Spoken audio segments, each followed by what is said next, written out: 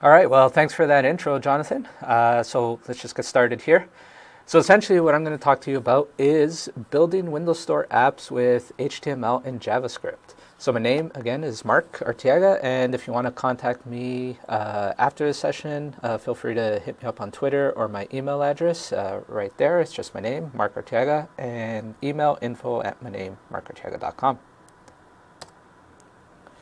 So if you know web technologies, essentially you're ready to build apps for the Windows Store.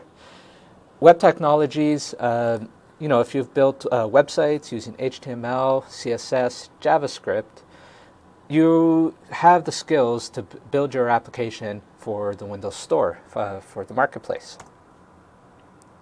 Windows 8, there's a couple of two different types of apps that you could build. So you could build desktop apps and Windows Store apps. So on the desktop apps, you have, in the IE browser, you have HTML, JavaScript, CSS running within Internet Explorer or any other browser. You have Win32 apps running in C++ or C, and then you have .NET and Silverlight apps using C# and VB. On the Windows Store app side, you have XAML. So you have XAML running C or C++, or XAML using C# and VB. You also have HTML, CSS running JavaScript underneath. And today's focus is going to be, again, HTML, JavaScript, and how to build those apps for the Windows Store. Now, the JavaScript engine that's running is the same JavaScript engine that IE10 has on the desktop. So we have the same engine, and then underneath for Windows Store apps, it connects into the WinRT APIs, or the Windows Runtime APIs. And there you have things like communication and data, graphics media, the application model, and that core framework, WinRT, connects into the Windows Core OS services. So all that connects in there, so you get straight access into the core Windows operating system from the system services and from your HTML JavaScript application. So it's all about web standards. So Microsoft didn't go out and create their own HTML framework to run these to build HTML apps for the Windows Store. It started with IE9, and essentially what they brought there is HTML5 standard, so you could start using in the IE9 browser. And again, it's the same JavaScript engine and browser engine that's running on the desktop that is running in your Windows Store app. So here you have things like CSS, 2D transforms, all these CSS values, selectors, namespaces, media queries.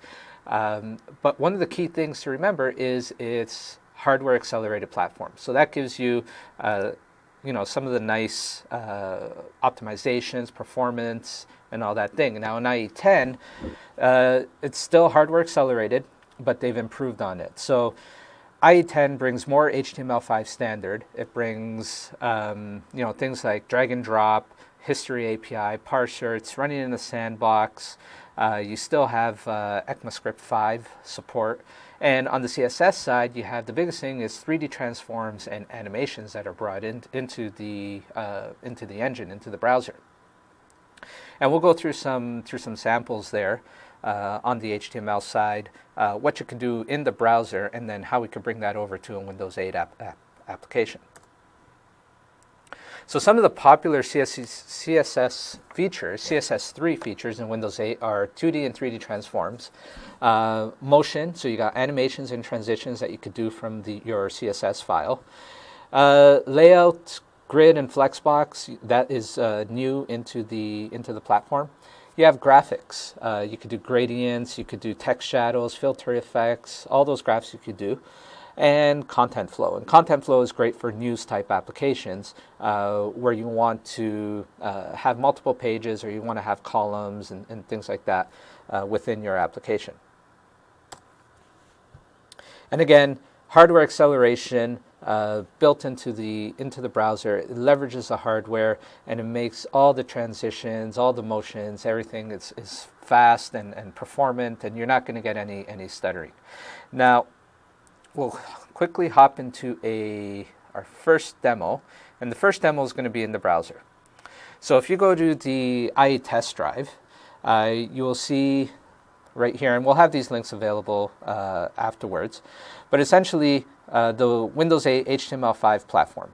There's a bunch of demos here that you could run, and the first one I'm going to run is 3D transforms.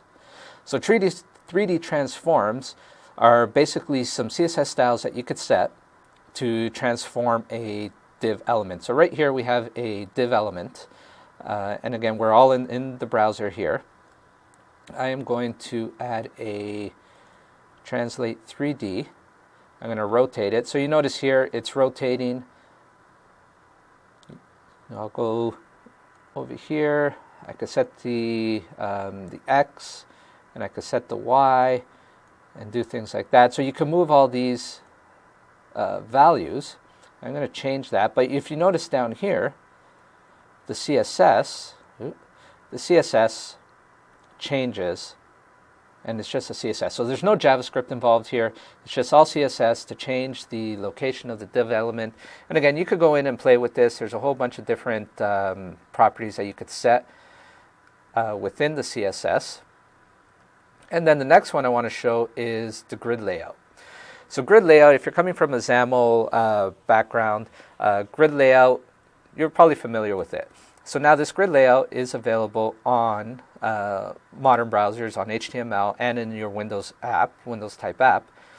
What I'm going to do is I'm going to bring up this pre-done grid layout, and I'm going to go in here. So you see there's all the CSS is set down here, and what it does, it sets these items, these divs, and it says the grid column, the grid row, and everything, and you could just go set these values.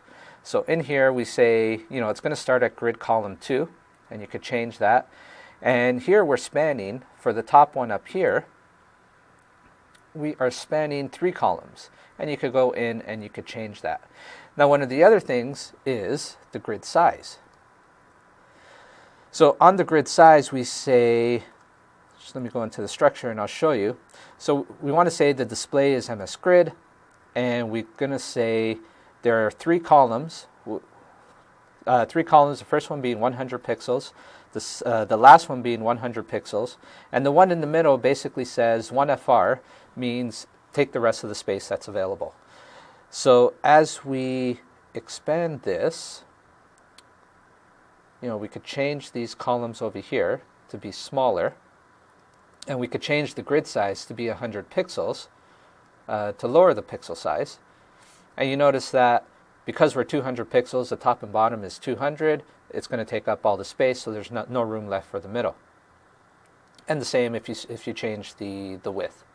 So you notice the end rows stay the same size, but the middle resizes.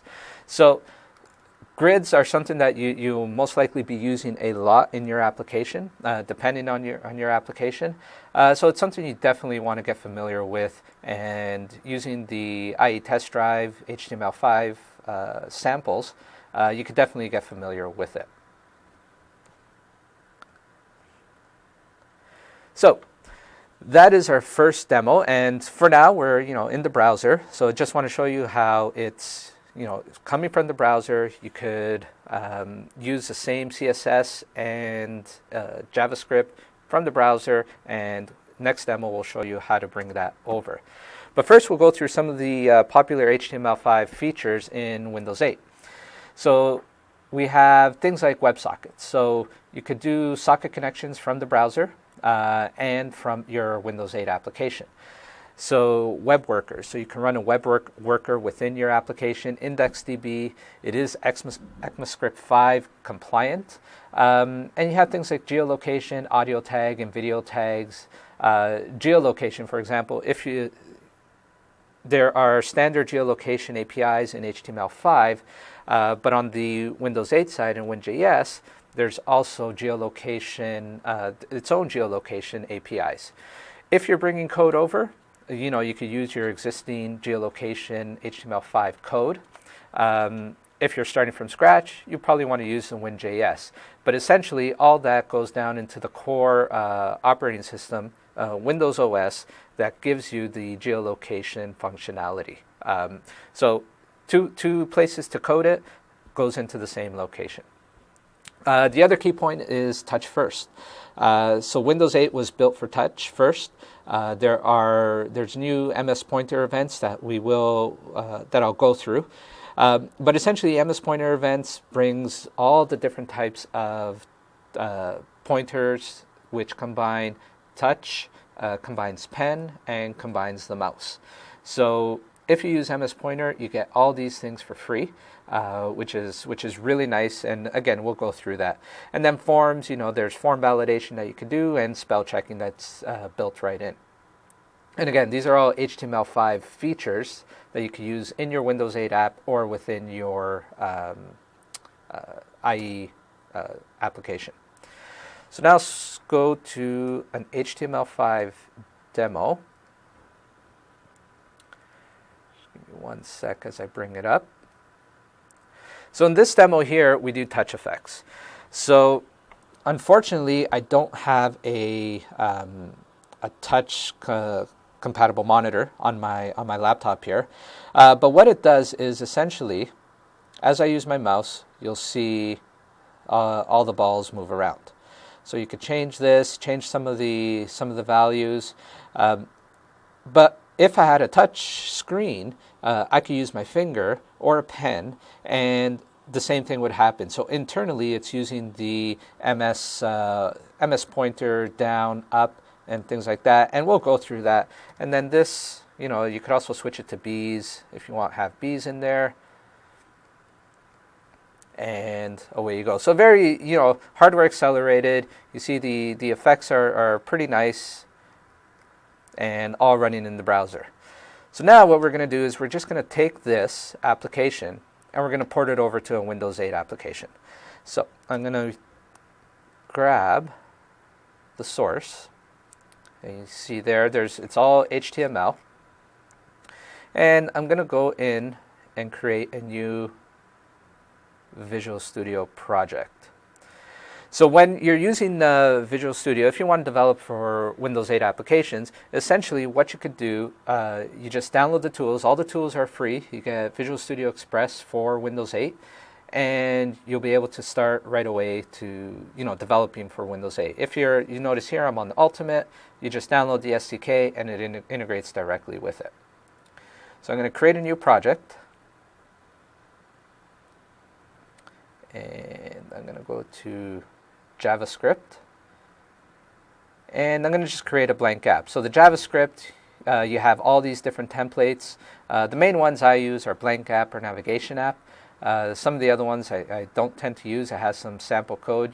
It's great to get familiar with. There's some sample data in there and how to lay out your apps. But we're going to start with a blank app. And I'm going to change this directory into there, and I'm just going to call it app1. And then click OK. So Visual Studio is going to create the project for us using the template, the blank template. Give it a second there.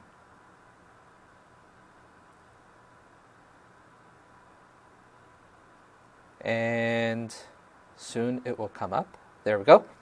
Okay, so in one of the next demos, I'm going to go through some of all this information, like the app activated, Win.js, and some of the features of Visual Studio. But right now, our goal is to just essentially bring over this IE, test drive sample application into Windows 8. So I'm going to open up default.html, and as you see, it's all HTML in here. We have some references to our default CSS and default.js, and we have a body tag. So I want to take the existing code that is available, and I'm going to copy it.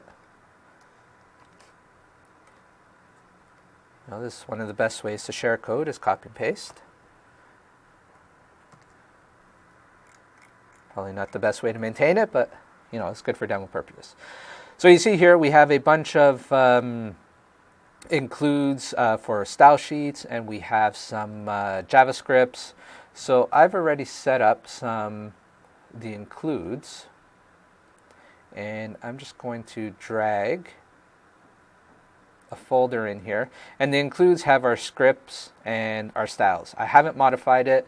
I just have it locally on my computer, so we could do that. But what I'm also going to do is I have to change this and change it to point to there. So I'm going to replace all of those.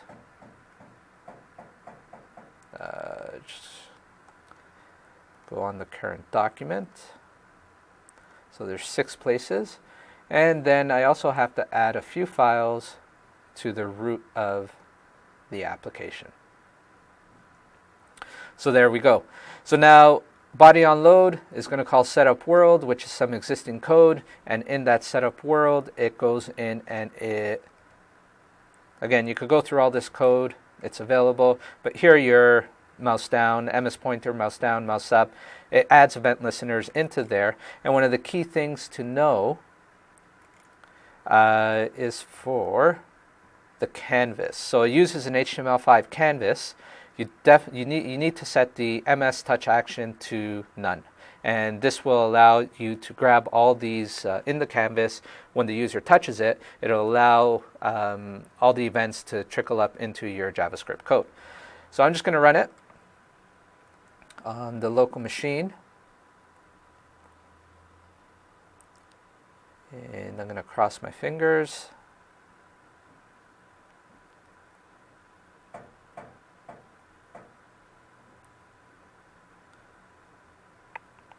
It's taking a little bit of time. All right, so now it is running here, and there we go. So there's our balls, the same thing. Things are running. You'll see things, unfortunately it's running a little bit slow on my machine. It wasn't yesterday. But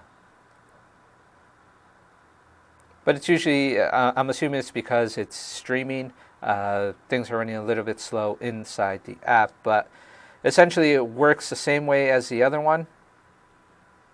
Just a tad bit slow because I think there's something running in the background.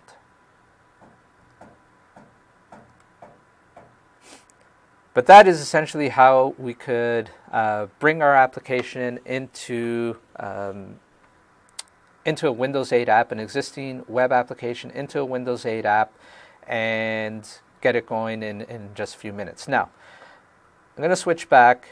And I'm going to be honest, not all your applications are going to port that quickly. This one is built for IE, so it's going to port a little bit faster than, say, another application if you're using jQuery or Dojo or something like some of the other libraries that are out there, JavaScript libraries.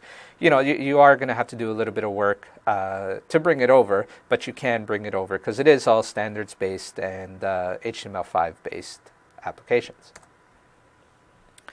So I'm going to go through some of the things you should be aware of from if you're coming from IE 10, from a web app to a Windows app. So minor differences. I'm going to open up this link. So there are a few minor differences that you should be aware of.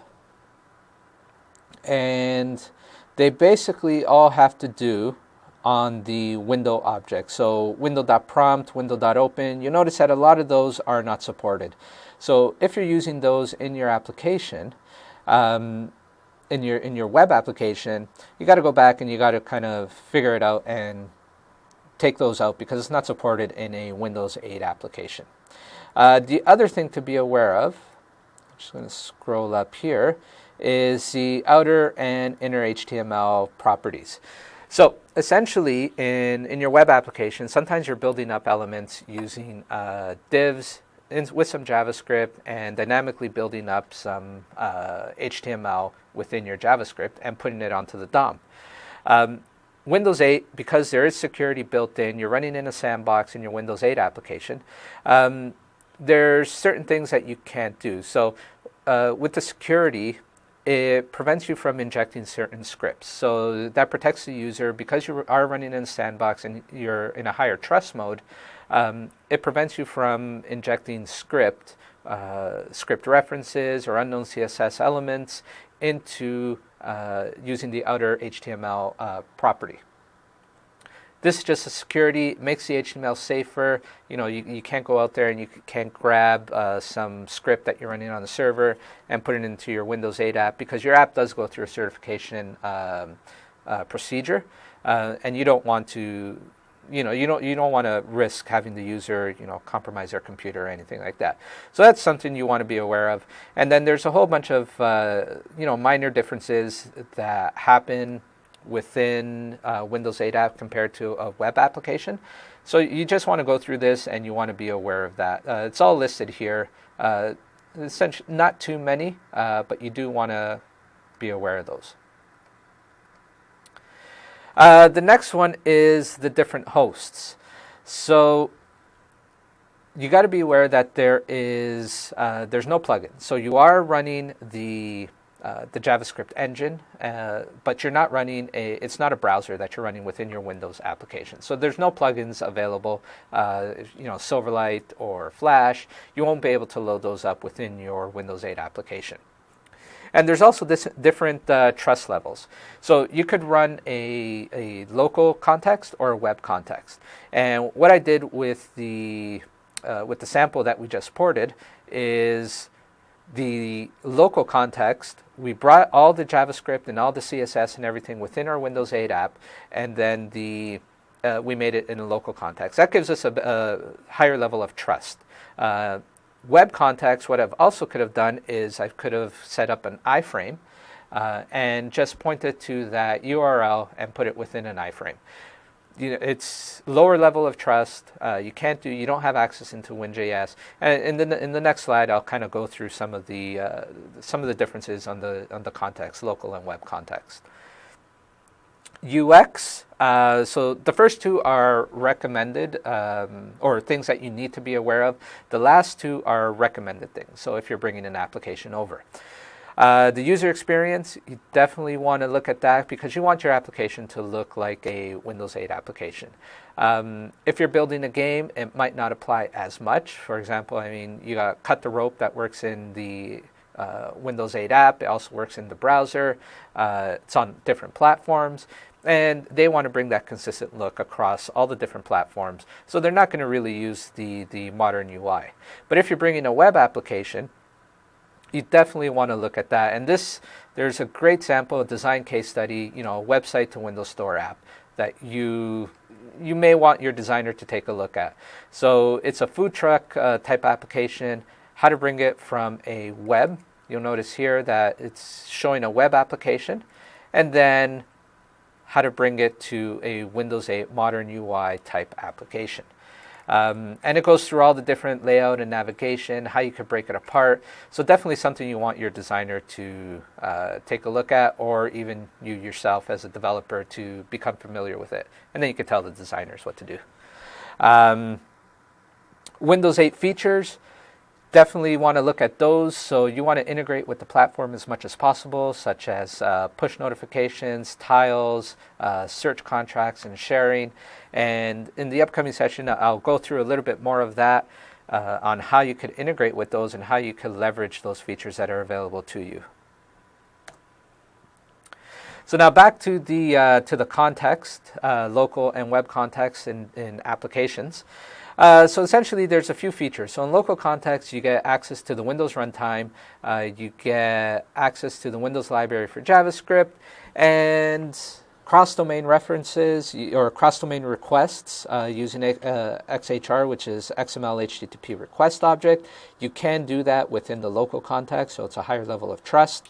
So if you need to do some JSON calls or some AJAX calls, you can do that to a different service. And automatic filtering for script injection. And I went through a little bit of that, some of the inner and outer HTML. It will do some filtering for you automatically within the local trust. Web context. So you don't have access to the Windows runtime. You don't have access to the WinJS library. External references. So you can do external references there, and I'll explain what those are.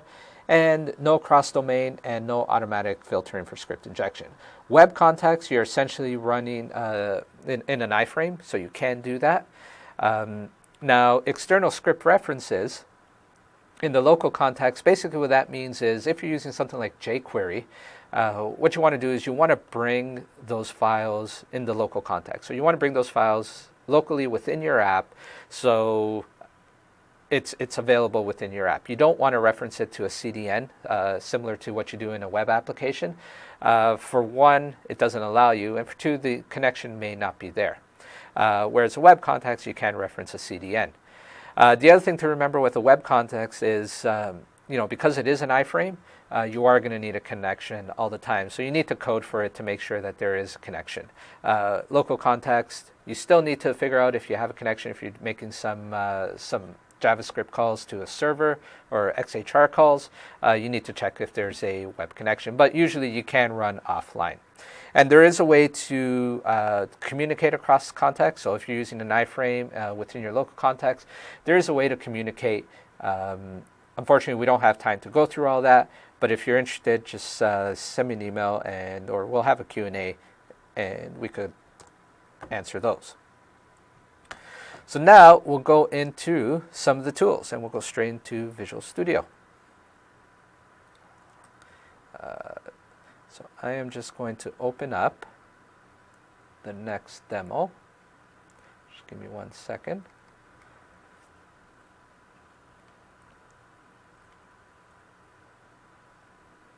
So now this demo is available on the MSDN site, and basically it's a cookbook application.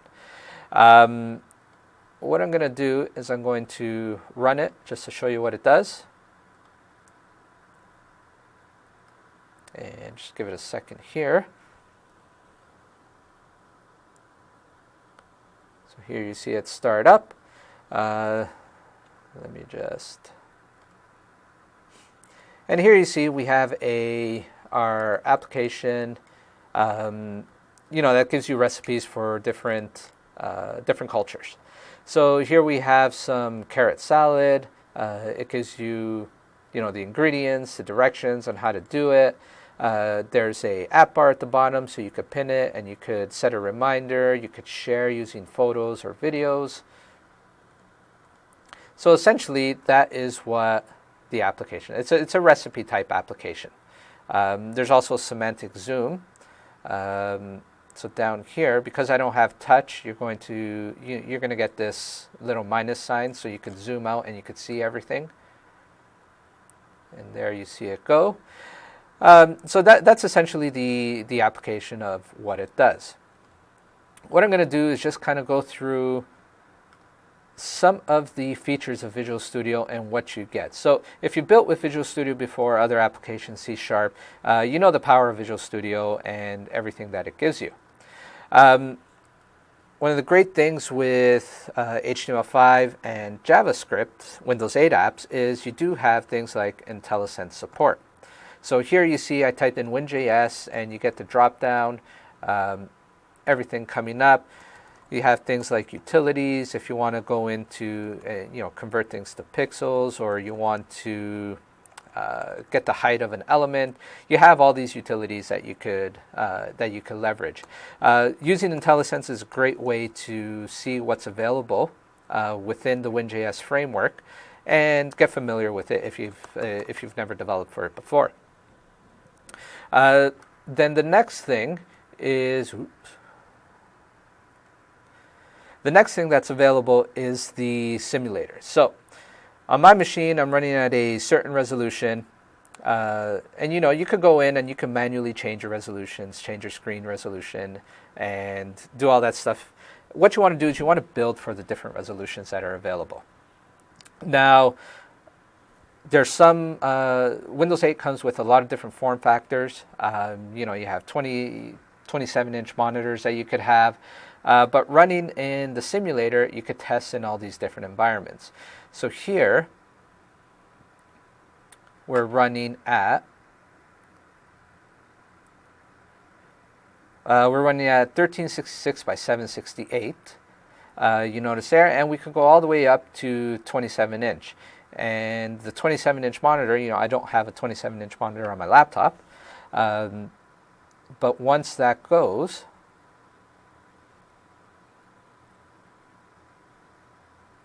your application will automatically refresh and it'll resize. So you want to make sure you code for these different screen resolutions, and your CSS is you set the different media elements or media attributes for the different screen sizes. The other thing you get is touch support. So it has a touch simulator. And the touch simulator allows you to scroll back and forth. I don't have touch on this laptop, so it allows you to simulate the touch events, and you can do things like semantic zoom right here, and also things like you could set a location, and not sure what that is. This was working yesterday, but you can take screenshots, and this is very useful when you are submitting your application. You're going to need to submit some screenshots. So simulator is really, really nice to have, so you can make sure your application works on the different resolutions. Again, if you're familiar with Visual Studio, you could set things like breakpoints, and a couple of breakpoints were hit there already. And here you'll see the navigation. This navigator.js is basically standard in the navigation template, and it handles all the navigation for you and sets the content of what you navigated to, and it enables or disables the back button. So I'm going to go in there, and you see breakpoints are set, and then it navigates out. The other nice feature is a DOM Explorer. So you want to use the DOM Explorer if you're setting some, if you're debugging some CSS or something like that. So here you see we could select an element, and it'll take us right into the HTML that has that element. So another nice feature is the JavaScript console. So JavaScript console allows you to, at runtime, you don't have to set a debugger or be hit at a breakpoint or pause debugging. So you could do that. You could run a console.log, or you could do a new windows.ui.popups.message dialog test.show async. So there you see, it just returned an object. The object that it returns is a promise. And you notice that here on the simulator, I now have a message dialog that pops up. One thing you do want to get familiar with is the async operation. So anything that goes above 50 milliseconds, the WinRT or WinJS API will return something called a promise. And a promise basically is all the async operations. So here, when the dialog box gets dismissed, you could call the done, and this function will be called, and here we'll just call console.log dismissed. So now if we go back in and we click close, you'll see in our console we now have a dismiss down here. So those are some of the features that you have in Visual Studio. So you definitely want to, you can leverage it. You can leverage the debugger and the breakpoints, the JavaScript console. JavaScript console, you could go in there and you can modify variables if you need to. So definitely something you want to get familiar with and used to when you're developing your applications. So now we'll get into a little bit of WinJS, the Windows library for JavaScript. So the goal of the Windows JavaScript or the WinJS is to allow developers to, web developers or anyone else to bring their applications to Windows 8 quickly and to make it feel a part of the Windows 8 platform. So it matches the design styles. It has a bunch of controls that are available in there, and it's all standards-based web technology that you should be already familiar with if you're building HTML5 applications on the web. And there's interactive design tools, so it does come with Expression Visual Studio Blend for Windows 8, or Blend for Windows 8, and allows you to modify your HTML, your CSS, and everything. Didn't have enough time to show that, but you definitely want to look at that Blend for HTML5 applications. Now, WinJS has a bunch of classes in there, and some of the namespaces, there's helper namespaces to create classes and namespaces. So if you want to organize your JavaScript code into classes and things like that, you definitely want to use those. Promises, get familiar with them. Like I said, anything over 50 milliseconds in the Windows runtime will return a promise, which is essentially your async operations. So you have it done, and you could pass it in function arguments to say when it's done, or if there's an error, or during progress of something. The app model, this is for your suspend and resume state. So as a user switches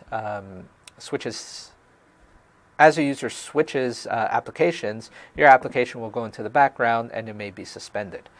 Navigation handles a lot of the navigation for you, that navigation.js, and there's also some other navigation classes in there. And it comes with page and user controls, other controls, data binding. There's lots of animations, so to make your application feel, the fast and fluid, sliding in and sliding out, definitely want to take advantage of the animations library that are there. And there's utilities and the default CSS styles that are available, such as light and dark, that style all the controls to make it look like a Windows 8 application. All right, so now we'll get into another demo, and we're going to do a Twitter search, or the new Hello World. So I'm going to go back into Visual Studio, and I'm going to create a new project.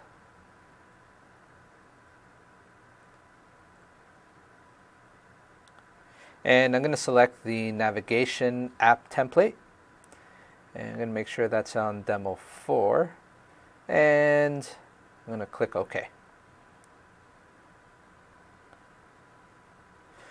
So this is going to create a project. What it's going to do, it's going to add references to WinJS, the WinJS runtime, the CSS styles, so the standard styles that are there, and it's going to use the navigation template to build our app. So the first thing, again, we have the app.addEventListener activated. Here you want to definitely look at this, so you know if you've been terminated, or if you're being launched from, been recently suspended. So at that point, you want to set your, restore your state, your application state. And then on checkpoint is another one you want to be familiar with. This is where you actually save state. And the navigation sample saves our history. So it goes in and it sets our history, and when it restarts, it comes in and it reloads our history, so the user continues where they left off. Default.html is our main application. So what I'm going to do is I'm going to uncomment the app bar. So the app bar is a standard control that's available to you. And the way you define or you set your controls is by setting this attribute right here. So data-win control, data-win-control, you set the type, so winjs.ui.appbar, and then in there you have a bunch of buttons. So I'm going to run this application.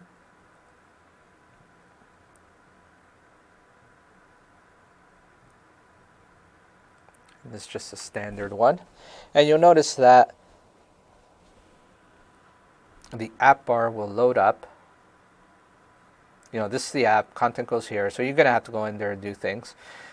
If I right click, the app bar comes up, and that's how if you're using touch, you're going to be swiping. And there's also a keyboard shortcut to get the app bar up. But out of the box, you get touch, you get keyboard shortcuts, and you get mouse support to bring up the app bar. Now, how does this load up? you definitely should be familiar with winjs.ui.processAll. So here in our default.js, it calls processAll, and basically what that does is goes through your DOM and checks for any attributes, any data.win.control attributes, figures out which type it is, what type of control, and then loads up all the control that's available there. Now, the controls are available in here, so you do have access to all the source code for the UI, winjs.ui, and the base class library. So if you see here, there's a lot of code in here.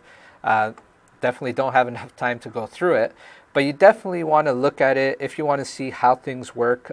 If you're not familiar with JavaScript, it's a great way to learn it and to see how the internals of WinJS are actually working within your application. So now let's actually build the Twitter application. So I'm going to add a folder in here. So I've pre-built this already, and what we have is something called Twitter search.js. So Twitter search.js, what I'm using is I'm using the classes, winjs.class.define, and I'm just defining a new Twitter search class in here. It goes in here, it just has some methods. It has a refresh method, pass in a search term. So what that does is it makes a search URL, which is our method up here, the search URL, and then it creates some XHR options, and XHR is XML HTTP request. We set the last refresh date, so we could use that in a needs refresh property.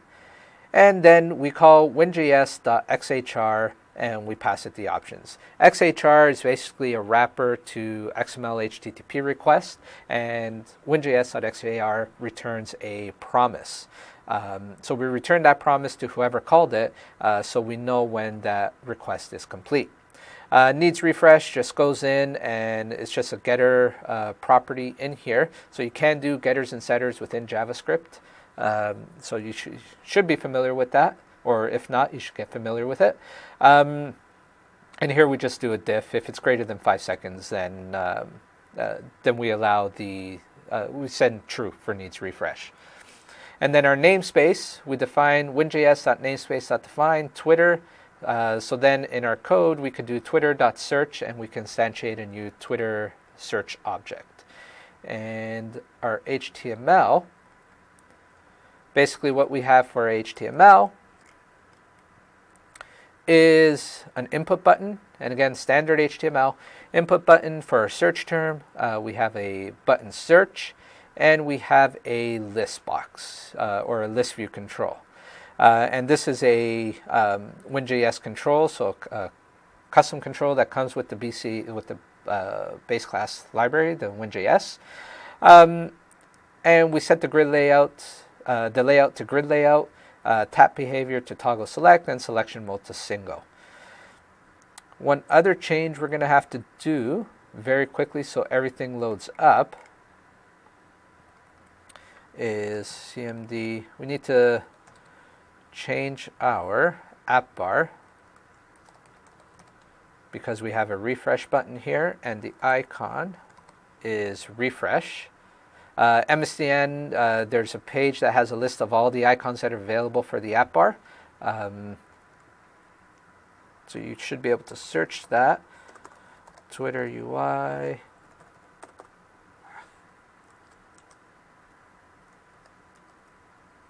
Just give it a second. So here basically what I'm doing is I am loading up the Twitter UI in the page navigation controller.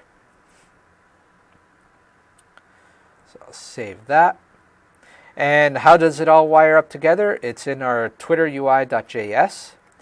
And in here we have basically some code to wire up event handlers.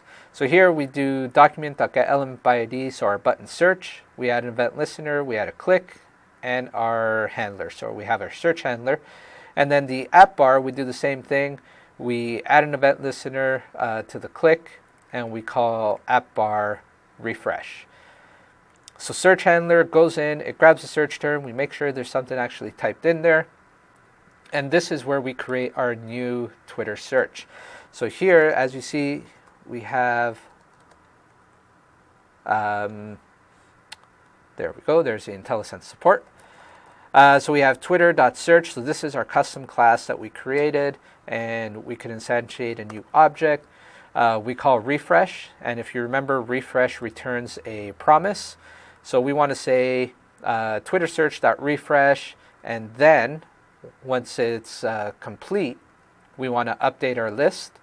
If there's an error, we want to show a message dialog, and if we want to show progress, we can show progress. Here we're just logging it to the console. And then our update list goes in, and it actually parses the JSON that Twitter returns, and then we bind it. So I will set a breakpoint here, but essentially we make sure we have a global variable in here called list. And if it's null, list is a winjs.binding.list. So this is standard out of the box. You give it your array, which are all our tweets that we want to show in there. And then we bind it. So to get the binding going, again, it's document.getElementById, list results. And then you want to use the win control property. And that's only in a WinJS type application. You're not going to get that in the browser. And then you want to set the item data source. So it's very similar to C# and XAML. If you've done data binding in there, it's similar to that. If it's not null, we're just going to go and grab, insert the new tweets that have come in if they've clicked refresh. So I'm going to run this. So I'll just wait for this to load. And here you see we have our Twitter search, and I'm going to run win8dev, search for that hashtag. And our breakpoint got set in here. So here we have our response text that came back from our XHR for refresh. And then we're just going to parse the JSON, and we're going to extract the tweets. So the tweets is going to be an array of items. So you notice there, the array gets set. And we have a whole bunch in there. And then we just go in and we do our data binding into the list. You notice here we have some raw JSON that gets shown. Not the best UI, so we definitely want to change that. So I'm going to go back and into Twitter UI, and I'm just going to copy this tweet template. So you can template your lists, and this is essentially how you do it. So you set your item template, and you say which HTML. Here we're saying use the tweet template ID div, and this is our tweet container. So now if we go back and run this, you'll notice it's a little bit nicer now. Win8dev, it's going to search, and you notice we have, the person's image and the image, the tweet, the name, and here 3 minutes is just, I've hard-coded 3 minutes, so I don't have to set any of the dates and do all those calculations. And you notice our refresh goes in and it works also.